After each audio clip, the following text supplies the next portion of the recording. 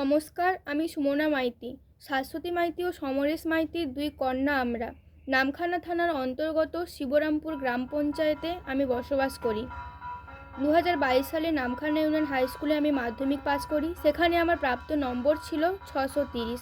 তারপর ওই স্কুলে একাদশ শ্রেণীতে আমি পিওর সায়েন্স বিভাগে ভর্তি হই।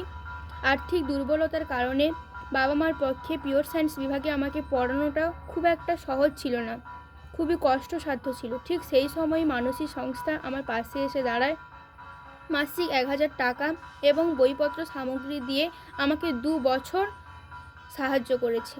তারপর আমি ওই নামখানা ইউনিয়ন হাই স্কুলেই 2024 সালে উচ্চ মাধ্যমিক পাস করি। সেখানে আমার প্রাপ্ত নম্বর 412। তারপর WBJEE পরীক্ষা দিয়ে র্যাঙ্ক করে university institute of technology UIT বর্ধমানে চান্স পেয়েছি কম্পিউটার সায়েন্স বিভাগে।